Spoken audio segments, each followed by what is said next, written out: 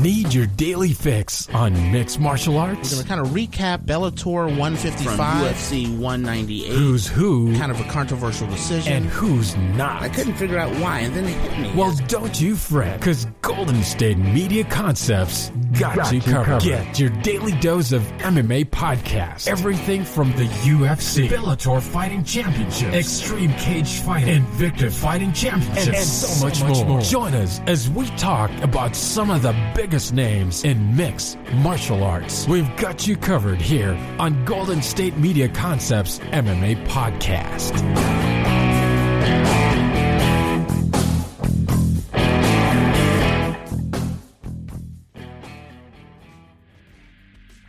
Thank you for tuning into the GSMC MMA Podcast, brought to you by the GSMC Podcast Network. I am your host, Arnel De Leon, and hopefully your day is going awesome. Wherever you are, whoever you are, hopefully you are persevering along with me through this already tough year. And as we're persevering through this, sports is getting a wee bit normalized here. The NBA All-Star Games are prepping up. Even a lot of people are speculating, hey, should there even be an All-Star Game in the first place? We have some players protesting. Heck, we even got fans protesting that they don't want to see an NBA All-Star Game. Some fans also say that they don't want, basketball games in general. It's kind of weird with that, but with the way how things are going, we expect NBA All-Star Games to go. And as I am saying that, and when you look at, the MMA, the sphere of MMA, One Championships, they got crowds already. It's expected that we're going to see Bellator crowds maybe. Even pro wrestling. I know people don't want to mix in MMA with pro wrestling. Heck, there's a former fighter, I think he's Peter Bordeaux. Peter Bordeaux, if I'm getting that correctly, he just signed into the Performance Center for WWE. He's a former UFC fighter, proper journeyman fighter, and he'll hopefully go and make a big splash. Matt Riddle has been talking about it, where he says that he believes, I'm talking about that Matt Riddle, the guy that most notably will be known as the person that Dana White went on a rant on, saying, this guy, he can't get off the weed. That's why he can't join the UFC, because he can't get off the weed. Dumb cokehead, something like that. And then there was this huge debate, this huge controversy happening on, whether or not weed should be accepted in mixed martial arts. Nick Diaz, some fighters should do weed. Joe Rogan, they all argue adamantly that, they go back and forth. One day Joe Rogan's arguing weed shouldn't be allowed in mixed martial arts because it gives you an advantage. And then there's other moments where he's marijuana shouldn't be legal at all, dude. It's so strange. It is so strange how it's back and forth with the whole marijuana in MMA thing. Now that conversation has dialed down, obviously, over the past couple years then. But yeah, the world of combat sports has really been shifting. It really has. We're having a large influx of, and apparently East Asia, specifically the East Asia area. I'm not saying specifically, but around the East Asia area, including China and Singapore, things are kind of normalized there. Me being Filipino, I always get news of what my family members are doing and friends over at the Philippines. Things are pretty normalized there. If you're a person, you don't watch Filipino TV shows, probably. I watch a whole lot of Filipino TV shows. And in those shows, it's nothing has happened. They mention COVID, they mention that people are distancing themselves, but for the most part, actually, things are pretty much normal there. If you saw a Filipino show now, because a lot of Filipino game shows is stacked with people. A whole lot of people, giant crowds, they're all grouped in together, because in Filipino TV shows, game shows, they make the very most out of their space. There's no empty space at all in Filipino game shows. All the people there, all the contestants, the talents, the celebrities, the people in the audience, they're all tied together incredibly close to one another. And so, in some parts of the world, they're kind of normal again. I want things to be normal, obviously Los Angeles area. This is a very strange area in the sense that it's a huge hotspot for COVID. Multiple people within my circle have already passed away in church, and that's very upsetting. We got people who, one of my friends actually ended up developing positive and negative.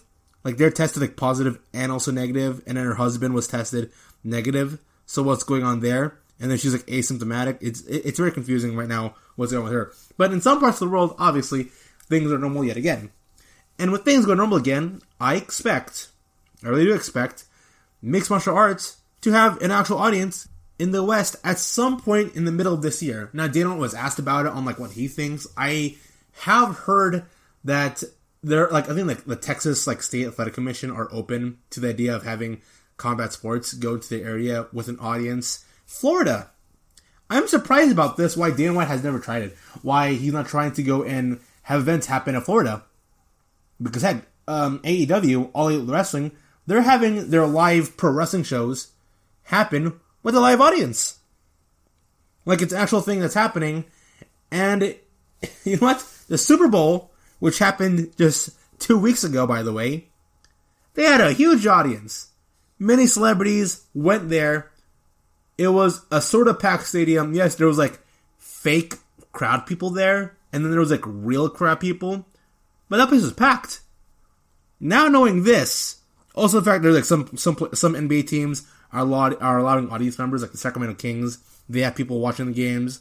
They have some people watching the games for the Phoenix Suns, and also for not the Orlando Magic, but for not the Miami Heat. They had I think it was Miami Heat. Yeah, it was Miami Heat in Orlando, Florida. They were having teams already, the Orlando Magic, for their games. So you know what? Even the Cleveland Cavaliers, we have audience members coming in. I want to see audience members because it was reported recently that Dana White, he was unable to go get a show happening in the East Asia area. I think he was aiming for Singapore. He wanted to go and have a UFC show happen at Singapore. He wanted a show there to be happening, and also the main events for that show in Singapore would be Zhang Weili versus Rose Namajunas, which is absolute insanity because that fight right there, for sure, guaranteed, is a fight of the year candidate. This has all the making to be just as good as Yana Kunitskaya versus Zhang Weili. Now, obviously, we got Carla Esparza. She's just kind of in the background. She's kind of a wee bit in the background here. It's very confusing on what is going on there. It was officially announced that we are going to have Zhang Weili versus Rose Namajunas. But also, on top of that, we've got Carla Esparza. She was fighting against Channon. And I'm thinking about this right now. And I'm like, okay. Carla Esparza, despite the fact that she was matched up with Amanda Ribas, and then that fight just fell apart for unknown reasons. Till now, we have no clue what happened there on why the fight fell apart. All we know was that Carla Esparza, she pulled out. Alright then. And for her pulling out, it then led to Marina Rodriguez versus Amanda Ribas. And not only that, because Carla Esparza was able to pull out, she's now in the co-main event. Not only is she in the co-main event of the same card with the current UFC Start Women's Champion, but she's also bumped up in the rankings here, where she like moved from 8th rank. She moved like from 8th rank to 6th rank, and then as she was a 6th ranked fighter, she then defeated, at the time, the 9th ranked fighter in Marina Rodriguez, and in doing so, she's now number 3, with like her somehow like leapfrogging over Channon. It's, man, it's so confusing. It really, really is confusing. And I want to talk about this because I am so hyped for that matchup. Rose Namajunas versus Zhang Weili, oh my goodness, that fight, guaranteed, gonna be awesome, gonna be amazing. Even if you're a person who's not hyped into women's mixed martial arts, which I understand and I kind of get, I got a friend of mine's who watches like boxing and combat sports all the time, and he just cannot get into women's mixed martial arts. But the only fight that he really got into that really blew him away, which is the MMA fight, women's mixed martial arts, was the Zhang Weili Yana Kunitskaya fight, and even then, that bout was so popular that my friends who don't even watch combat sports, let alone sports in general, ended up talking about that fight, because that fight was so big. Zhang Weili is one of those fighters who, if all the planets like aligned perfectly, like her and Izzo Adesanya, more than any other fighter in the UFC, are the ones who are most likely to become huge international megastars. Bigger than Kamaru Usman, bigger than Stipe Miocic, bigger than Peter Yan. I think that can really happen. I think those two fighters really do connect to that young audience of the 18 to 32 demographic, and both of them respectively are 31 and 32 years old. But they also came into the sport kind of late, actually, really enough, though. So those are two fighters that are that do appeal to a certain demographic, to a certain audience, to an audience like me, 18 to 32. So, yeah, I believe that Zhang Weili versus Rose Namajunas is going to be a barn burner. Going to be awesome. But here's the thing, though. From what I read, Carlos Esparza versus Yan Channon, also because Yan Channon and Zhang Weili, they were meant to be part of this East Asia movement that's happening right now for the UFC, where they're bringing a lot more East Asian talent, specifically women. And there's a lot of discussion going on right now with having an Anime division. And if you've been keeping up with One Championships, the Anime division for One Championships is absolutely stacked. It's absolutely, if I say what are the two best female divisions out there in the entire world, without a doubt, it's UFC Strawweight division and One Championships Atomweight division. And they build a facility building or performance center building in China, and they just brought in one male fighter and one female fighter, the female fighter being a strawweight, by the way. They're bringing these two fighters in from China, graduating from the performance center building to go compete. And it's kind of being used as a weird, I forgot it's a hybrid system, buffer system, where it's used as system, they have it down in other countries also, and across America, where they have these specific facilities and buildings that are meant to go ahead and produce more MMA fighters. And Dana White specifically wants to go aim for the East Asian market, getting Chinese fighters, getting fighters from Singapore, getting the chance to go get more fighters coming in from One Championships. I'm pretty sure Dana White's been keeping up with what's happening at One. Because for Dana White, though, he's lambasted and he's talked down to Bellator. But when it comes to two organizations he talks really high about, he talks high about Invicta, he ignores PFL, but he's really high also on One Championships. The Atomweight champion right now for One Championships is Angela Lee, who became a fighter because she was inspired from Ronda Rousey, and she is without a doubt one of the best fighters in the entire world. She's only 24 years old. And then we got other fighters like Stam Fairtex, who although is on the losing end of things lately in her career, she's a 23-year-old phenom, and coming up in One Championship's Fist of Fury, which will be happening this week, actually. It'll be Friday the 26th, February. They have a 16-year-old fighting against a 20-year-old. I'll repeat that. A 16 versus a 20-year-old, and both of them are world champions who've competed as early as 6-7 years old.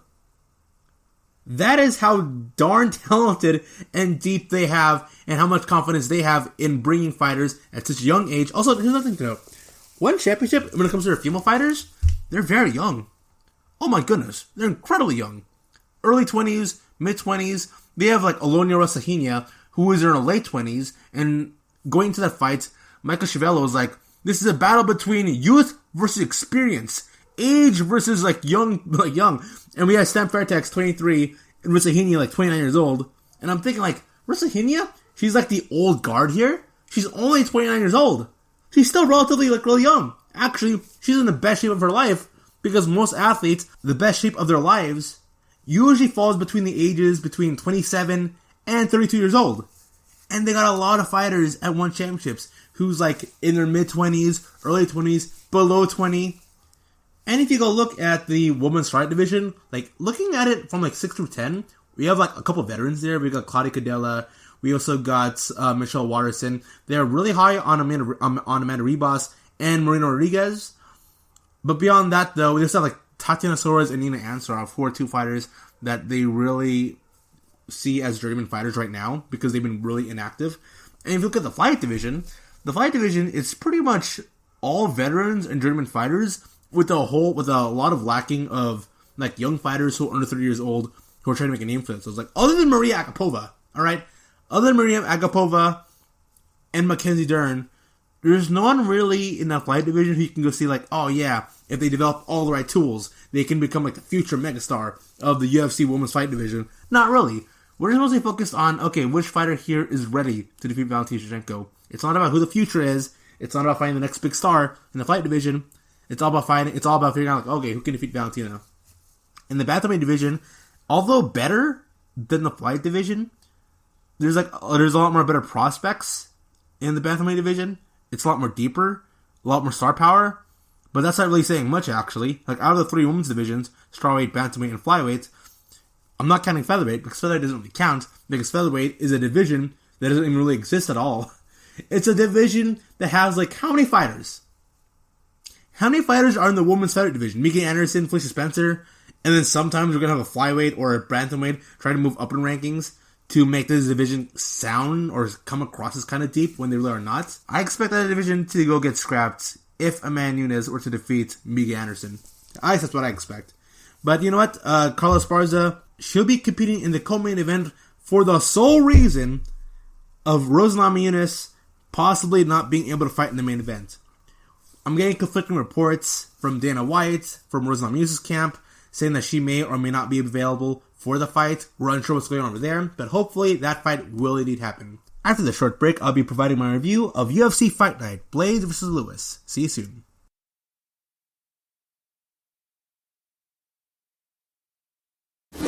Check out the show built around the women of MMA. From the UFC to the extreme cage fighting, we got the fights covered. Listen. It's the Golden State Media Concepts Women's MMA Podcast. The latest news of upcoming fights, discussions of previous matches. Join us as we talk to and about the biggest names in women's mixed martial arts, past, present, and future.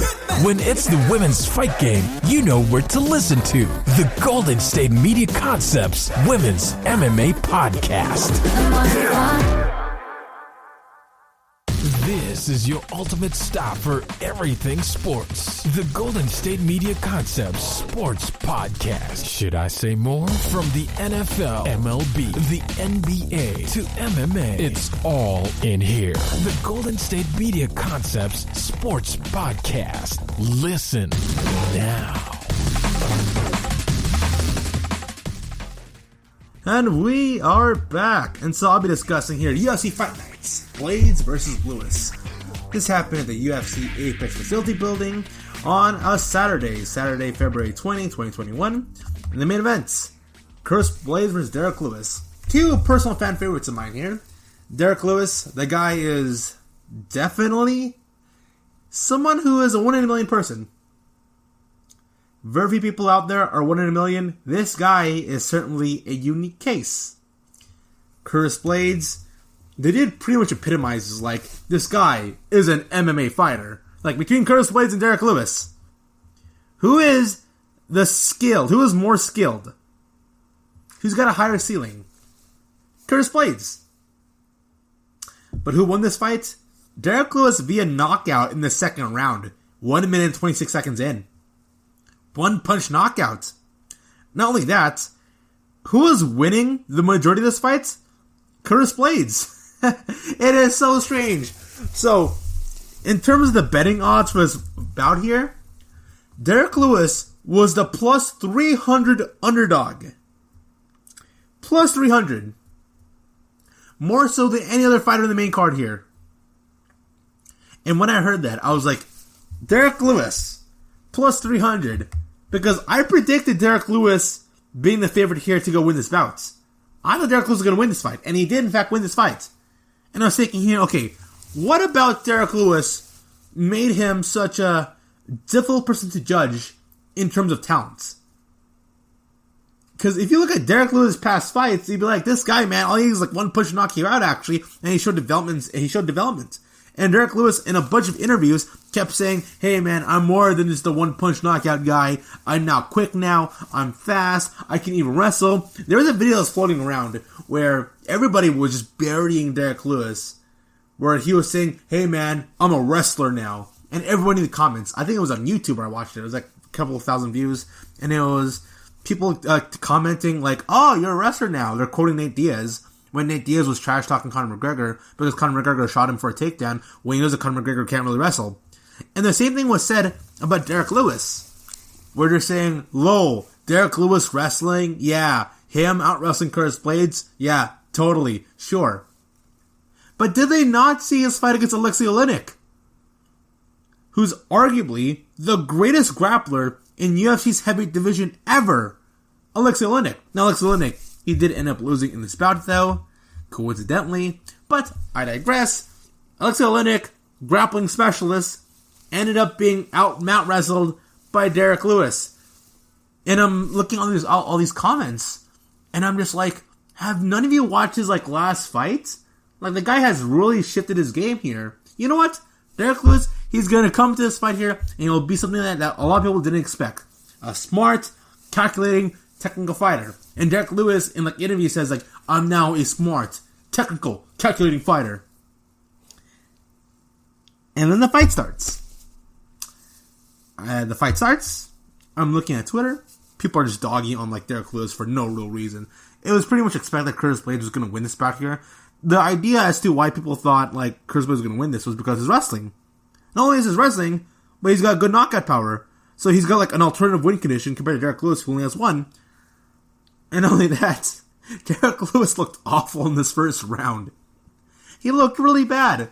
Derrick Lewis, I don't know what's up with this guy here. I guess there's one reason. It's the same thing when he fought against Alexander Volkov, where you look at this guy and the way how he fights, and you're thinking to yourself, there's no way this guy should win, right? Like, Alexander Volkov was whooping Derrick Lewis's butt for like 99% of the fight. Do you think I'm joking here, exaggerating with the whole 99% of the fight thing? No, I'm not. Derrick Lewis, in the final 15 seconds of that bout, after being destroyed for about 14 and a half minutes in that bout, was like, Derrick Lewis just went like, you know what? I don't care. Like, he was just like throwing his arms out as if he is like a homeless dude, you know, just like bum rushing somebody. Like, Derrick Lewis just throws his arms out wildly. He looks exhausted. He looks tired. His punches look like that it wasn't even a pound cake. And the next thing you know, he lands one shot on Volkov. And me, and the entire crowd, and the audience, and the bar that I was watching with my friend with, all of us like stood up, and we're like, oh my goodness, he actually won? Derrick Lewis won? And then Derrick Lewis, after knocking out Volkov, he just like falls down the floor. He does a signature like taunt pose thing, and then he just like falls flat on his tummy, and then he talks about how his balls are hot. It's so bizarre. This guy makes no sense. And then he fights against Alexei Olynyk. You're like, grappling specialist versus striker. Alright, let's see this. And then he's just like, getting like double like takedown, like switching positions on the guy. Like, he defends like the rear neck and choke from him. He's like able to like avoid single like key locks and triangle chokes for some reason. This guy's like mat wrestling the guy as if he's like a Division I wrestler out of college. Like, what is going on with this dude? Derrick Lewis makes no sense. And then we get to this bout here with him and Curtis Blaydes. And like, Curtis Blaydes is beating him in the striking. Not only is he beating him in the striking, Derrick Lewis, the way that he's striking, is so slow, so predictable, that you're watching this fight here and you're like, okay, there's no way. There is absolutely no way Curtis Blaydes should get knocked out by this man, considering how slow this guy is and how quick Curtis Blaydes is. Curtis Blaydes, this guy gets faster and faster out of every fight, dude. It feels like every time I see Curtis Blaydes, he's always getting better and better in terms of footwork, in terms of speed. He lost some weight here for this bout here, and it helped him out, sort of. Well, first round, Blaydes beating in the striking. Not only that, he's also threatening you with a takedown, and that's pretty much the story of this fight here, where I said proposed story, but it was Derrick Lewis, Curtis Blaydes, they meet each other in the center of the octagon. Derrick Lewis, he's like mumbling about, like, he is like one of the most stationary fighters I've ever seen. He is so stationary. He's like, you know typically how fighters move? I understand it's at the heavyweight division, but in One Championships, there was like a very fast fight that happened for a One Championships Unbreakable 3. Like, the heavyweight bouts that happened there is at fast forward compared to Blaydes versus Derrick Lewis. And so, Derrick Lewis, simultaneously, I don't know how he does this, is chasing Curtis Blaydes, while Curtis Blaydes is the one unloading strikes on him, and the one threatening him with takedowns and putting the pressure. I have no clue how that even makes any sense. I absolutely don't. Like, Curtis Blaydes is like a defensive boxer / wrestler, pressuring down his opponent while walking backwards, while Derrick Lewis is stationary. What the heck is going on here? This is a bizarro fight. And to make the fight even more bizarre is the fact that Curtis Blaydes was able to clip Derrick Lewis multiple times in the first round. I think in the second exchange, in the second big exchange in the first round, Curtis Blaydes unintentionally ended up poking the eye of Derrick Lewis. And you can hear Curtis Blaydes being like, oh man, I'm sorry, dude. Oh, sorry, bro. My fault, dude. Like, oh, dude, I'm really, really sorry. And then Derrick Lewis just get pummeled even more and more. I gotta check the fight stats for this, actually. So, oh, I am right. Okay. Note this. Curtis Blaydes landed 28 of 52 total strikes / significant strikes. He landed 54% of his shots. Let's see, he landed 28 of 52. Knowing that Curtis Blaydes landed 28 shots, how many shots did Derrick Lewis landed as he knocked out Curtis Blaydes in that second round? Take a wild guess.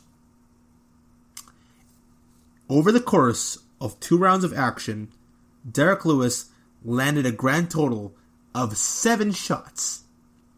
7 out of 23 shots, 30%. 2 rounds of action, 7 shots. And he still defeated Curtis Blaydes via one-punch knockouts. You know what? This guy, I think he broke a record. I think he currently has the most knockout victories ever in the UFC heavyweight division. Derrick Lewis really is a monster, a complete beast. And what's even weirder is that Curtis Blaydes is the number 2 ranked fighter right behind Francis Ngannou for a heavyweight title fight. This guy was on, I think, a 5-fight winning streak. He was on a 5-fight winning streak. And then he went to this fight looking a lot more in shape, a lot more faster, a lot more quicker, was able to daze and stun Derrick Lewis, completely beat him. You can argue 10-8 in the first round. And the second round happens, and all that just goes away by one punch. And then Derrick Lewis in the post-fight presser says hey man, I gotta apologize because I felt really bad there. Just I couldn't get into it at all. Even when I knocked him out, I was like, yeah. Derrick Lewis is like Kung Fu Panda. In the sense that he's this big, strong dude who just doesn't know his own strength. I can guarantee you right now, Derrick Lewis, he himself even admitted that he didn't put that much force into that one-punch knockout, and he still did it. So what happened here was that Curtis Blaydes, he's just completely decimating Derrick Lewis here in the striking. And then Curtis Blaydes is like, you know what? I'm going to go for a takedown. Shoots in. And then Derrick Lewis hits him with one uppercut. One uppercut. This is his 7th shot. It's not even a thing where Derrick Lewis just picked apart Curtis Blaydes throughout the fight. No, he didn't. Derrick Lewis is standing there, just being chopped to the bits by Curtis Blaydes here. And even the 6 shots I took prior, before the huge uppercut, barely did any damage. Barely did any damage at all to Curtis Blaydes. And then we led to the post-fight presser here. My hand is on my head here because this guy just makes no sense. If you're the type of person who's like Derrick Lewis is the anti-Dominic Cruz. We got Dominic Cruz here, smart, technical, high volume, fast-paced striker here. Very smart, very calculating, has philosophies in fighting, and would make a great trainer, trainer or coach for you in MMA. And they got Derrick Lewis here. The lion girl from Kung Fu Panda is Dominic Cruz, and the Kung Fu Panda is Derrick Lewis here. In the post-fight presser, Derrick Lewis is like, hey man, sorry, that wasn't a good performance. My heart really wasn't in it. I didn't felt like I wasn't even in a good groove in the first round or the second round. When I knocked him out, dude, I found the shot, but yeah, it wasn't really the best performance by me, but I won, so good on me for that, right? Giving the 2 thumbs up. And then there was a report, one of the other reporters asked him, hey, who do you want to fight next? And then Derrick Lewis ends up saying, you know what? I love them wrestlers, which ended up being viral on Twitter and on YouTube. You can see, type of Derrick Lewis, one of the first things you'll see will be I love them wrestlers.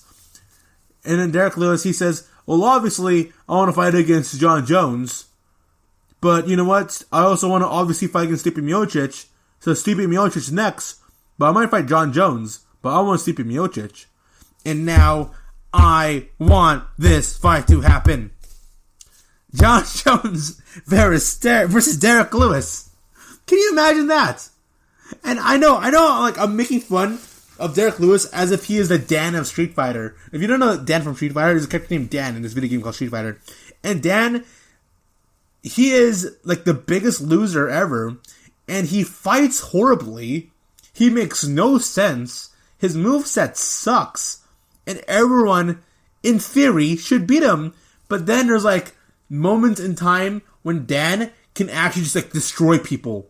And that's how it is with Derrick Lewis here.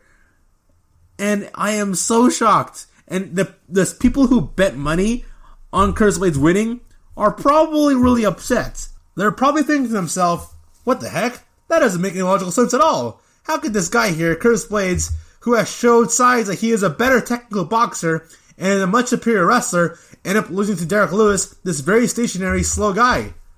How? But with that being said, though, you know what? Huge respect for Curtis Blaydes, man. The guy took a heavy uppercut. He was down on the ground for a while. It was very awkward, and it was so awkward considering the fact that Derrick Lewis, after this one-punch knockout, ended up giving 2 more blows to the head before Herb Dean stopped him. Herb Dean should be a lot more faster. Herb Dean was too slow, and Derrick Lewis, who was already knocked out, ended up taking 2 even more harder shots to the head while he was down. Jairzinho Rozenstruik and Cyril Gaines, they'll be fighting in an upcoming UFC Fight Night show. So, from what I'm guessing right now, the winner of that bout will probably fight against Curtis Blaydes, which will have to be a must-win for Curtis Blaydes in order to remain part of the top 5 of the UFC's heavyweight division. And so with that being said, I'll be discussing the rest of UFC Fight Night, Blaydes vs. Lewis. What's going on in the rest of the card here? Well, tune in and find out. You're listening to the GSMC MMA podcast, coming back after a short break here. See you soon. Tired of searching the vast jungle of podcasts? Now listen close and hear this out. There's a podcast network that covers just about everything that you've been searching. Hey! The Golden State Media Concepts Podcast Network is here. Nothing less than a podcast bliss with endless hours of podcast coverage. From news, sports, music, fashion, cooking, entertainment, fantasy, football, and so much more. So stop lurking around and go straight out to the Golden State Media Concepts Podcast Network. Guaranteed to fill that podcast itch. Whatever it may be. Visit us at www.gsmcpodcast.com. Follow us on Facebook and Twitter, and download us on iTunes, SoundCloud, and Google Play.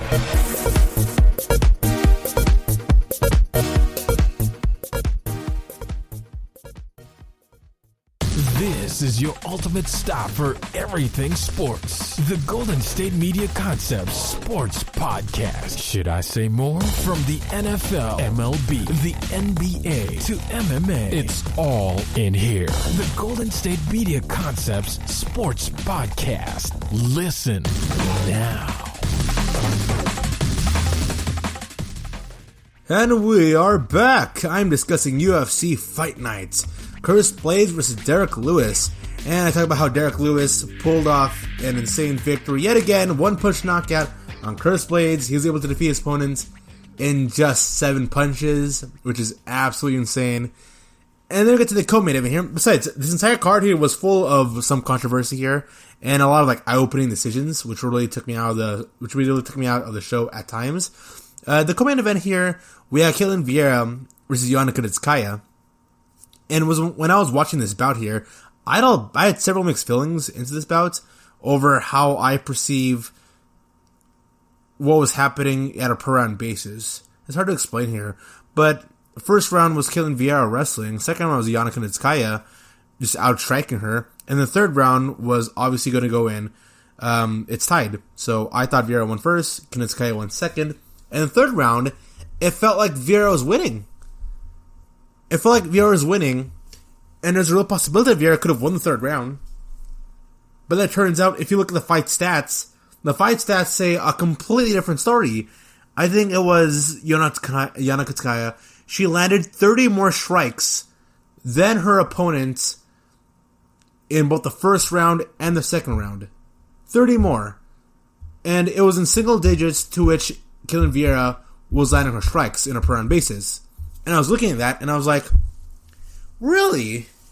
How is that possible? Because this looked like a very back and forth fight here. And when the fight stats were showing, like the fight stat graphic was showing We had Cormier talking about it. We have Cruz talking about it. They're giving their opinion, their viewpoint on the fight. And when they saw the fight stats, they're like, really? That's actually what's happening here? Because in the first round, I give it 100% towards Vieira. Vieira wrestled with Yana Kunitskaya here, pretty much just grappling her for the most part. And then when they got to the clinching, I'm guessing Yana Kunitskaya was winning out in the clinches and got more strikes there. In terms of the stats here, Ketlen Vieira landed 35 of 51 total strikes, which gives her about 69% of her strikes. She landed 7 of 16 significant strikes, 44%, which is eye-opening to me. And then she landed 3 of 8 takedowns. But of the 3 takedowns she was able to get in, which is first and third round, she was ground controlling her opponent for the most part.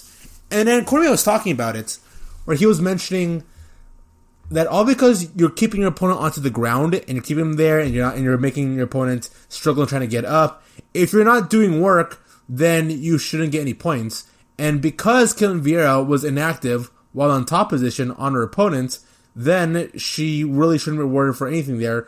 And Yana Kunitskaya should be rewarded for the points for defending herself. And I'm looking at the first and third round, and I'm like, okay, no.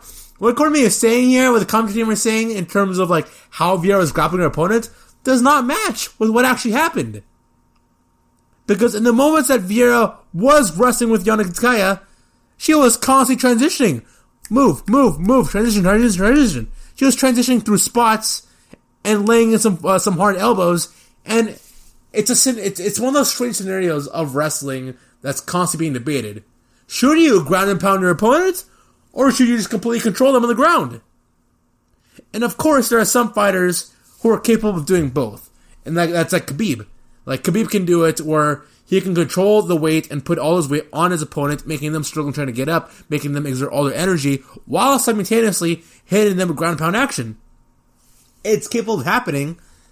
But then we see fighters like Merab Dvalishvili, who can go out in a fight and land like 12 or 13 takedowns on a guy, but then their opponent will just go stand right back up. And then there's a part of your brain that's like, okay, should Merab Dvalishvili even get points for getting these 13 takedowns in? Should he even be awarded a point for getting a takedown in? What is the actual value of a takedown compared to strike? Because Ketlen Vieira, also here's the thing. Does ground control actually matter? I'm just asking you right now. Does controlling your opponent on the ground for a significant amount of time, for well over half the fights, clinching them, and you dictating the pace of the fights, does that matter? Does being active matter? Because it's this weird case where Vieira is chasing Kunitskaya, and then the commentary team are like bashing Ketlen Vieira for being like, she's being inactive. What do you mean she's being inactive? All because she didn't successfully get into mount position and just like steamrolled Yana Kunitskaya doesn't mean she really wasn't. Yeah, it's just, I'm so confused in this. I'm so confused in this size. Now, the stats. While Ketlen Vieira only landed 35 of 51, Yana Kunitskaya landed 215 and have 247. You're there. She landed 215 strikes, 87%. Now, Ketlen Vieira, to be perfectly honest with you, she wasn't bobbing and weaving, she wasn't dodging, she wasn't that active in the stand-up when they were standing up. But even so, these strikes, it never felt like Ketlen Vieira was ever in a position where like, oh my goodness, she's just being pummeled in the stand-up here. No. It didn't look like that. There was even a point in the second round where the graphics showed both fighters in their stats, and then someone commentator was like, really? Yana Kunitskaya? She's winning a lot in the stand-up? Doesn't seem like it. And then I rewatch the fight. I'm looking at it over again, and she's peppering her with jabs and jabs over and over again. But since these jabs off the eye test don't look like they're doing like little to any damage at all on Vieira, I guess a part of my brain just like thought like, okay, those jabs aren't really doing anything there because these jabs are coming in when Ketlen Vieira is pressuring her opponent. Alright then, I'm not going to reward these jabs. Which is strange, because that same logic could be applied the way how I looked at Alexander Volkanovski versus Max Holloway, where I said Volkanovski defeated Max Holloway because he landed more jabs, he landed more strikes. compared to Holloway, because when he hit you, it looked like, wow, it looked more appealing to the eye test compared to Volkanovski. Because when I say, hey, do you remember the Volkanovski versus Max Holloway fights? You'll immediately think of Holloway having the knockdown on Volkanovski, or him landing a harsh combination into the face of Volkanovski, but you're not going to think of the in-between moments or the months prior or after that, to which Volkanovski is chopping him down with either leg kicks or with strong strikes or with jabs. You're not putting that in your brain. So with that in mind, from what I believe, from how I am seeing the judges, I believe that the judges, they were awarding all the strikes. They were awarding all the strikes, and then in the moments to which Ketlen Vieira, to which she wrestled with Yana Kunitskaya, because Ketlen Vieira didn't go for a single submission attempt, and she wasn't able to do that much ground and pound action because Ketlen Vieira was more focused on keeping Yana Kunitskaya down the ground, more so than finishing her, I think that looked really bad on the judges. I believe so. I think it looked bad on the judges for Ketlen Vieira to, although be working her opponent from top position, isn't really doing much that is appealing to the eye. It's sad because in some alternative universe out there, there's a real possibility that Ketlen Vieira could have won the bout. That could have been a thing. But Yana Kunitskaya, she ended up defeating Ketlen Vieira by decision. So congratulations for Kunitskaya. She was gone from the fight game for over a year. So the Kunitskaya, she's able to brush off ring rust and was able to get herself a victory. So I'll quickly look over these fights here. We have Derrick here, who pretty much, unlike Vieira with her grappling with Yana Kunitskaya, Derrick completely manhandled and ragdolled Charles Rosa like it was literally ragdolling. He did. Derrick Minner went in there, took him down 4 out of 5 times, and in the 4 moments that he was onto the ground, he was just being dragged onto the ground, man. Derrick Minner here completely dominated Charles Rosa. If he wasn't ground and pounding you, he was constantly going for rear naked chokes or trying to get in backpack position. He made that fight incredibly uncomfortable Charles Rosa that the majority of the spout pretty much was on the ground. It was Derrick Minner controlling Charles Rosa in the entirety of the fight. Really dominant, strong performance there by Minner. And then we get to the heavyweight division with Alexi Olynyk versus Chris Takas. So first off, Alexi Olynyk, I think it's safe to say that this guy's definitely in the downturn right now in terms of his stock and the trajectory in his path of becoming a champion or becoming a top contender in the heavyweight division. Big win by Chris Takas. It was no doubt the biggest win in Chris Takas' career, fighting against somebody who is a big name in the fight game, Alexei Oleinik. So congratulations for Chris Takas there. Chris Takas was able to knock out his opponent, TKO knockout, standing TKO knockout, in the first round, 1 minute 55 seconds. So this bout here was essentially Alexei Oleinik. He's chasing after Chris Takas. Takas has very long range in his jabs and his strikes. He was able to make the most out of it. So Alexei Oleinik, his strategy was to get in there, clinch, and then bring down Chris Takas. There was one instance to which Alexei Oleinik was trying to do that, but then they both got up. And Alexei Oleinik, as he was trying to press forward and trying to go get a clinch, Chris Takas is able to go and hit him with a couple jabs. Alexei Oleinik is banged up by all these. He steps backwards. Alexei Oleinik, his back is on the cage, while Chris Takas, he's just laying him over and over and over again. Alexei Oleinik here, his arms are up, but he's obviously not going to go. He's obviously not going to go for a counter punch. He's not going to go shoot him for a takedown. All he's doing is just putting his arms up there and is taking the brunt of this damage. And he's not even blocking all the shots. He isn't. He's not defending all the shots. He's taking all these in. Chris Takas is able to lay in some shots that go past, in between the arms of Alexei Oleinik as he's blocking, which led to the referee stopping the fight as Alexei Oleinik just couldn't rebound back. And also there was 3 minutes left in the first round. Didn't look good for Alexei Oleinik, so Chris Takas ends up winning the fight via standing TKO. Though Alexei Oleinik, he didn't have that much damage. He didn't accumulate that much in terms of pain because the referee was able to stop the fight before it got even worse. But you know what? It was a good stoppage. Some could say it was an early stoppage, but I believe it was a good stoppage. Considering that it didn't look like that Alexei Oleinik was going to counter in some way with a big strike, which he doesn't have. He really doesn't have striking power. And also, he wasn't going to go shooting for a takedown. He wasn't going to close in for a clinch. He was just stationary, taking all these shots. Good stoppage there. We had Phil Laws versus Nazardine Imavov. I didn't think Haas won this. I didn't think so. I didn't think Haas should have won this bout here. And I'm looking at the stats here. And yeah, so Phil Hawes, he landed, by the way, great number here, 101 out of 128 total strikes, 31 to 54, got 47 takedowns. Alright then, great on the guy. Imanov, 87 of 124 total strikes, 70%, but he landed 26 more strikes. And the takedowns, they're incredibly perceiving, because like first round, okay, Hawes. Second round, Imanov. Third round, Hawes was so gassed that Imanov was just tearing him apart in the striking. And even in the moments that Hawes did take him out and start grappling with the guy, he really didn't do much. He really didn't do much. And Phil Hawes ended up winning the bout via unanimous decision. Phil Hawes was being wrecked over again in terms of striking. He was just being, I'm looking at this fight stats right now. I guess Phil Hawes, he did so much in the early portion of this fight here. Throughout the first round, it was just him, like, dictating the pace of the fight with high activity. First half of the second round was kind of like that, but then Imanov started having a comeback. It looked, either way how I perceived it, Phil Hawes won first round, Imanov won second and third round, and it just boggles my mind how Hawes ended up winning the fight by unanimous decision, because I did not see the guy winning any other round other than the first round. And then, the last fight of UFC Fight Night, Blaydes versus Derrick Lewis, we had Androlofsky versus Tom Aspidol. Tom Aspinall, he was a lot more active in the stand-up and just did a lot more better than Arolvski in terms of striking percentages and volume.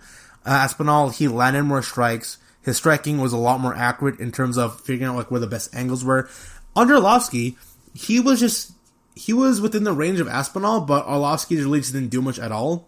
He landed very few strikes. He landed only 22 of 57. And here's the thing, Androlofsky, at this point now in his career, that guy ain't knocking you out. He ain't. Now, he can deliver hard shots, but you compare Androlofsky's 22 to Tom Aspinall's 41, and also Tom Aspinall landed 17 more signal strikes than Arolvski. So Tom Aspinall was able to go stun Arolvski, then Arolvski falls backwards, then Aspinall tries to go in, he shoots him for a double leg takedown, Arolvski falls down, Tom Aspinall gets onto the back of Arolvski, taps him out with the rear naked choke, and that is the end of the fight, with Tom Aspinall pulling off another impressive victory over Androlofsky. We got two veterans of the sport in Arolvski and Alexi Olynyk, losing to two young prospects in the heavyweight division. So the heavyweight division now, it is getting younger, which is great. I am always a fan of prospects winning, and the heavyweight division, it's very top heavy right now. So I like to see a lot more prospects and young people get onto the top 10 of the heavyweight division in order to make that division a lot more interesting and a lot more fun to watch. And so overall, UFC Fight Night, Blaydes versus Lewis. Fun show from beginning to end. Some controversial finishes and decisions were happening, but it really was a good showcase of fighters trying to get himself into being in contention for a title. So you're listening to the GSMC MMA podcast, coming back after a short break here. See you soon.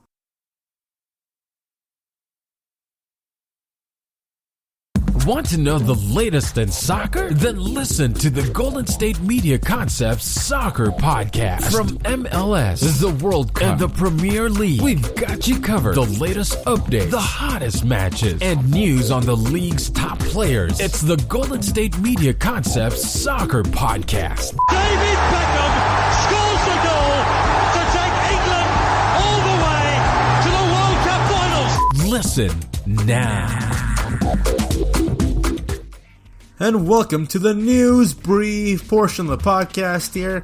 So first headline of the day comes in from MMAJunkie.com. Headline, Randy Brown out of UFC Fight Night 186. Alex Oliveira is in need of a new opponent. This is being written by John Morgan, as Brazilian welterweight Alex Oliveira is in need for a new opponent for Saturday's UFC Fight Night 186 event. Randy Brown, who is 12-4 in MMA, 6-4 in the UFC, has been forced to withdraw from a planned matchup with Cowboy Alex Oliveira. Yes, there's two Cowboys from the event. MMA Junkie has learned from a person with knowledge of the withdrawal, though the reasoning for Randy Brown being pulled away from UFC 186 Fight Night wasn't disclosed. So Alex Oliveira is in need for a new person. The person who requested anonymity because the UFC has yet to make an official announcement of it said that promotion is currently seeking a new opponent for Oliveira. Oliveira, by the way, is 22-9-1 in his MMA career, 11-7 in his UFC career. 6-year veteran of the UFC, Oliveira fought most recently in October, suffering a submission loss to Shavkat Rakhmonov at UFC 254 back in Abu Dhabi. So UFC Fight Night 186. In the card, we have a lot of fights here. We have Alexander Hernandez fighting against Thiago Moises. That will be the main events for the prelim ESPN. We have Aleksei Oliveira, his opponent. They'll be the co-main event for the prelims. And then for the main card, we have Alex Corsares against Kevin Kroom.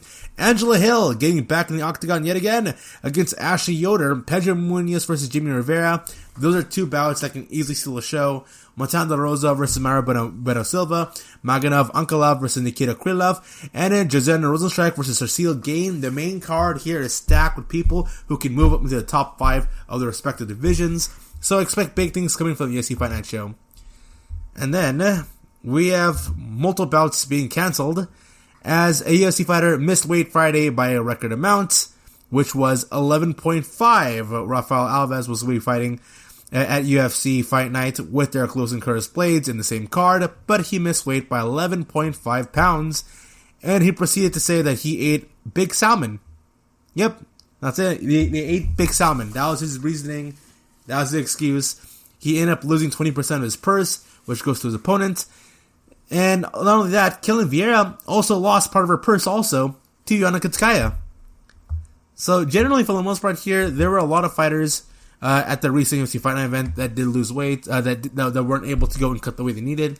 Jared Gordon wasn't able to fight in the card because he also struggled to go make weight. Though, I will say this. Cutting weight is incredibly difficult with COVID, to be perfectly honest with you.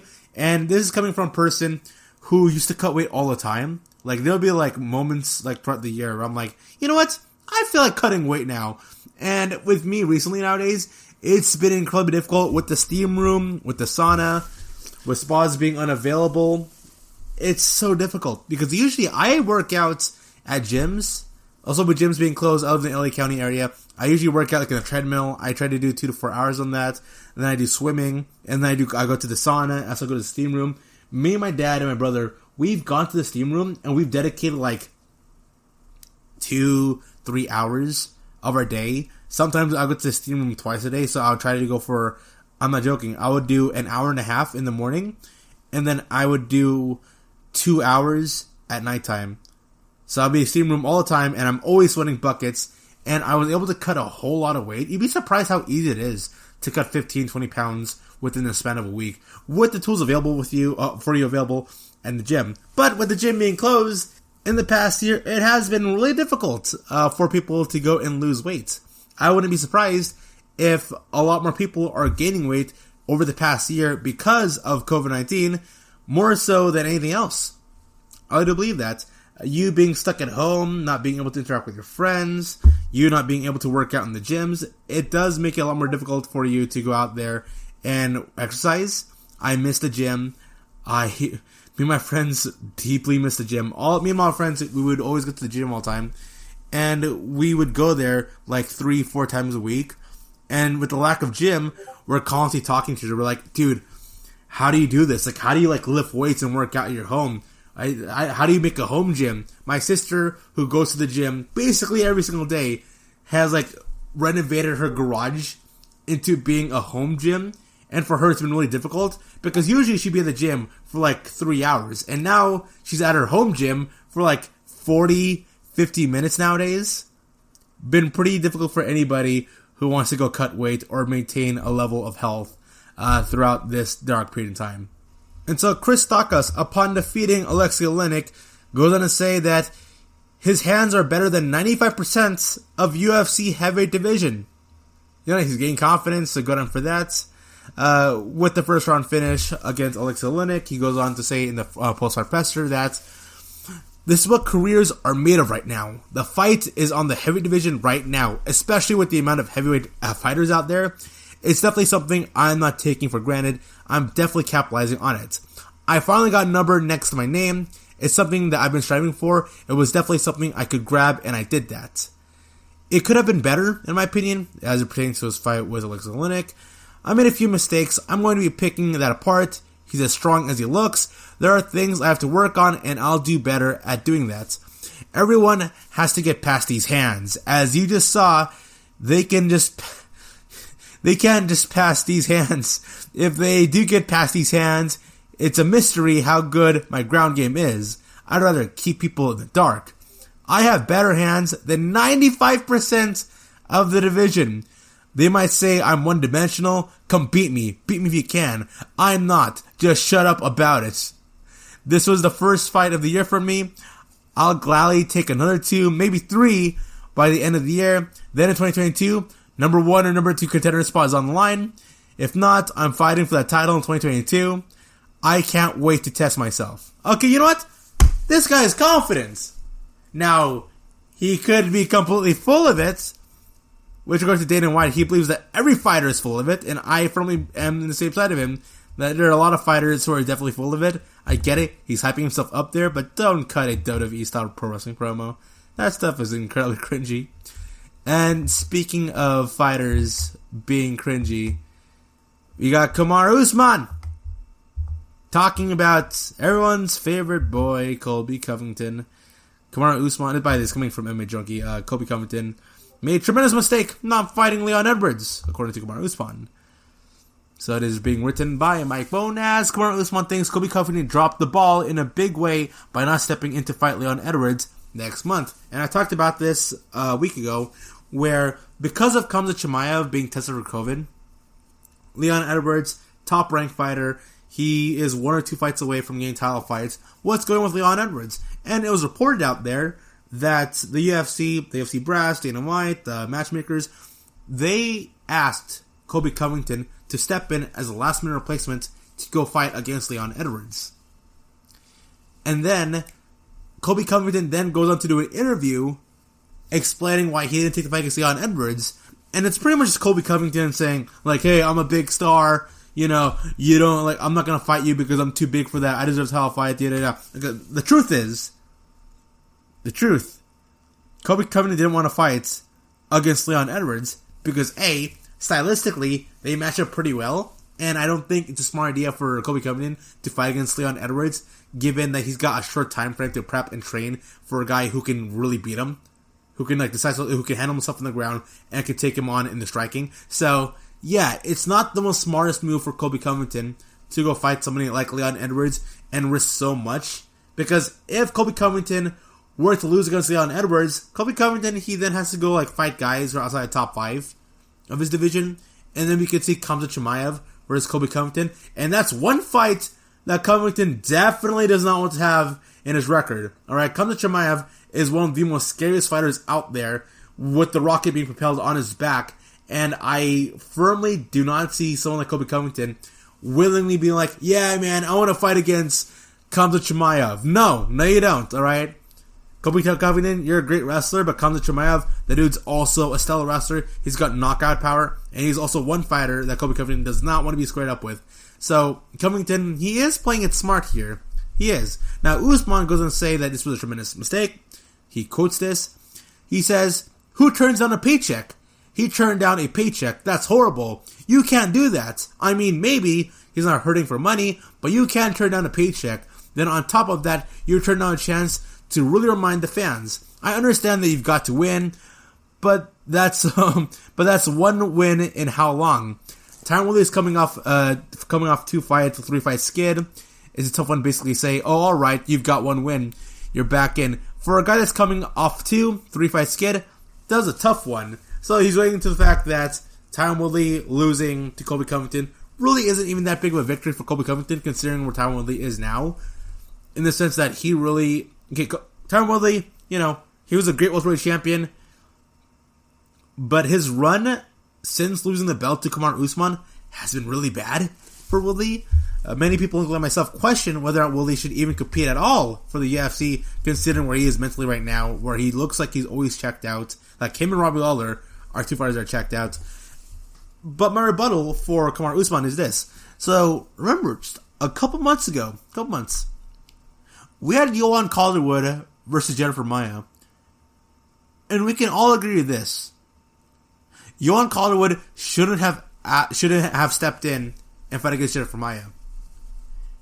You know why? Because Jennifer Maia ended up defeating Yohan Calderwood. And then Jennifer Maia ends up getting a title fight instead of Yohan Calderwood, who had the title fight for months. Now, I get what Kamaru Usman is saying, in the sense that Colby Covington, like, he kind of has to go through a 1 or 2 fight win streak, probably a 2 fight win streak against 2 top tier contenders, top fighters, in order for people to like, oh yeah, Colby Covington, man, this guy's got it. Because Colby Covington, the dude's pretty much been silent since the Usman fight. We don't know who he wants to fight. He says he wants to fight for the title. That's not happening. It just ain't. I guess Covington's strategy here is just like to stall out time, and maybe he'll be given the opportunity to go fight against Usman yet again. I understand why Covington is doing this, why he's avoiding a fight against Leon Edwards. Now, will it come back to bite him at some point in the near future? Maybe. Just maybe. But it's not like I don't get it. Because I really do get it. Covington wants the belt, and fighting against Leon Edwards is too high of a risk. And so this is coming in from BloodyElbow.com, Glover Teixeira, on being UFC 259 backup. He goes on to say, and I quote, "I didn't want to fight anyone if it wasn't for the title. Light heavyweight Glover Teixeira is adamant about fighting for the title in his next outing. UFC light heavyweight contender Glover Teixeira knows that he is next in line for a title fight in the near future." He goes on to say in a recent interview he had with AG Fights, he goes on to say, and I quote, "When the UFC called me, they asked me if I wanted to fight on the same day." Glover Teixeira said, "I said I wanted to be the backup. I told them I didn't want to fight anyone if it wasn't for the title, for that event. Either way, I'm still fighting a champion because Israel is the middleweight champion, so it still benefits me. I'm sure my next fight will be for the title, even if it's not this one." So, he'll be playing the role as the backup for either fighter here. So, no matter what happens, he gets to either fight against the middleweight champion or light heavyweight champion in Izzy Adesanya or Jan Blachowicz. But, large majority of fans, including myself, wants to see the champion versus champion bout. He continues to go on and say, "I'm doing everything right," Teixeira says. "I'm staying in shape. It's complicated to prepare for two guys. That's the backup job, though. You get what falls on your lap. I think they were going to call me anyways. If this backup business weren't a thing, they would call me because I'm next in line. It's good for me to stay in shape and in motion. We need to be ready for a short notice fight. I trust my weapons. Of course, Adesanya and Blachowicz have different styles, but we try to adapt." So Glover Teixeira now, he currently is 32-7. He is coming off 5 wins in a row, recently defeating Thiago Santos. Now, it's very upsetting that we get to see Izzy Adesanya move up in weight class, and he's taking the spot away from Glover Teixeira, because Glover Teixeira, I believe, rightly should fight against Jan Blachowicz. I think Jan Blachowicz needs to get one title defense in before we do this big champion versus champion bouts. But you know what? I'm not the matchbooker here. It is a big fight for Izzy Adesanya versus Jan Blachowicz. Champion versus champion. Jan Blachowicz, I believe the fight would be bigger if Jan Blachowicz were able to defeat Glover Teixeira, or Glover Teixeira were able to defeat Jan Blachowicz. I believe this fight would even be bigger with champion versus champion.